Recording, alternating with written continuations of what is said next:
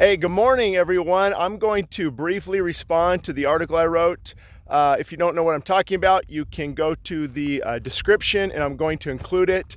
I was able to spend about a half day with some Southern California pastors, and we took a look at the border. We talked to Customs, we talked to Border Patrol, we talked to a lot of different people down there. In a nutshell, Border Patrol is preventing people from coming in illegally. Customs is handling when they do come in correctly through the port of entry. So we've got so many different dynamics here working. I think the big issue is this: as Christians, we want to be compassionate. So I wanted to hand out $20 bills and bring food, and of course the conditions we saw were not bad. There is a refugee camp on the border of Texas and Mexico. I don't remember the name there. It starts with an M.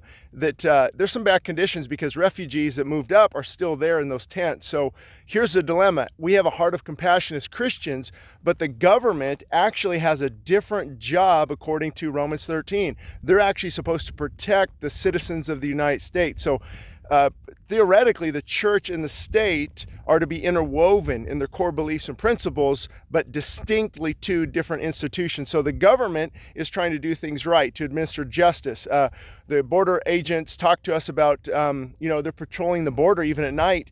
And somebody coming in, you don't know if they're a coyote, not a part of the dog family here I'm talking about. I'm talking about people who actually will take people who are trying to cross the border and they will sell them into sex trafficking, or they will ransom them. So there's so many different things going on, not to mention the amount of drugs from fentanyl and heroin and crystal and all the things coming across. And then you've got families legitimately coming across. So see, here's why this is difficult. You just can't say, hey, just welcome everybody, because in that mixed, you've got a lot of harm. There's a lot of damage that will be done. It would be like me leaving my windows open in my house and letting the kids know, hey, if anybody's cold or they need some food, let them just come in through the windows.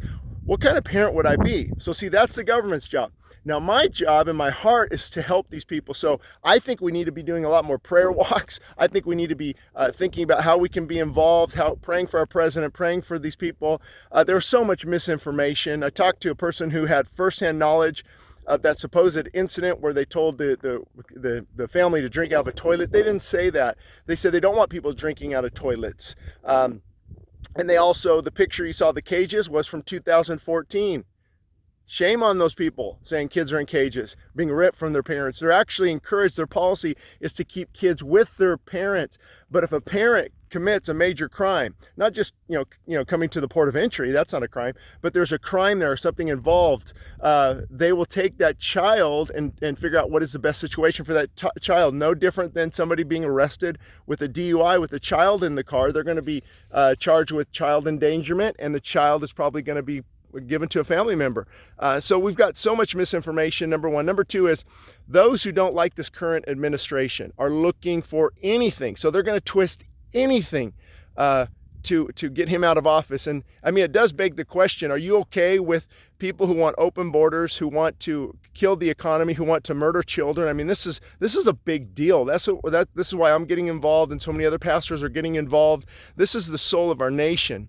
So we're not going to sit here and be apologetic and apologize for the president's tweets and the president's character. This is something far greater at stake here. We have the sovereignty of the United States of America, and those people say, well, that's this nationalism. No, it's not.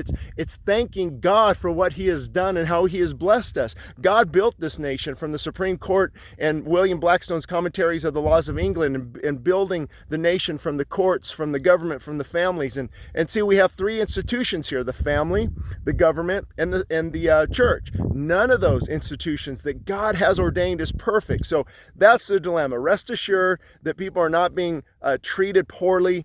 They're given the utmost care. They're given meals. I mean, people come. See, here's the thing.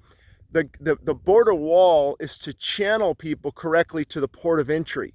And that's where people come in legally. You can't bypass the process, and no, just like I can't go climb this fence over here that says no trespassing because I want to get a good picture. There's laws we have to follow. So again, my heart breaks for these people. My heart breaks for the homeless here near to me, and it seems so big sometimes, but we have to remember the government's job is to protect, to administer justice, to do this the right way, and that's exactly what they're doing. And remember, Obama, past President Obama, Clinton, they had the same policies in place. This isn't a Republican thing or a Democratic thing. This is securing our border. So building up a wall. We all do that. We have walls around our homes. We lock our doors. I mean, this is a no-brainer. So again, what it really is, people who don't like this president, they don't like this administration, they'll just twist anything. So we know that that's the truth. We know that things are being done at our border that are not always good and right. Same thing's happening in our churches. There's some pastors out there who are not good. There's some policemen, there's some firemen, there's some corrupt officials everywhere, but you don't throw the baby out with the bathwater. So what we should do to make a difference is pray for those coming into our country. You have to remember that asylum, all those people coming and requesting asylum is basically, let me just change the shoulder real quick, is somebody's fleeing persecution, like what I'm seeing in Africa and the terrorism that's going on there. We need to get those people out, those Christians out, I think, and really help them and help people that are fleeing that type of persecution. So they also have to sift through that process. Is somebody coming from Honduras that is really fearful of their life? I mean, maybe their husband was just killed and murdered by the government. Now they need to get out of that area. They've got her woman and child. Then those people need to be granted asylum and granted quickly and good living conditions. But I don't know, I think the 4,000 people that are there right now, a lot of them just want better living conditions, and I don't blame them. My heart breaks for them. But in just opening borders and allowing anyone to come in, you'll actually destroy the entire system. And then nobody benefits, including those people who want a better life. So for more, you can click the description, and I will upload the article I just released on my visit to the Mexicans I met and Hispanics I met, just great people down there. I just loved all those people.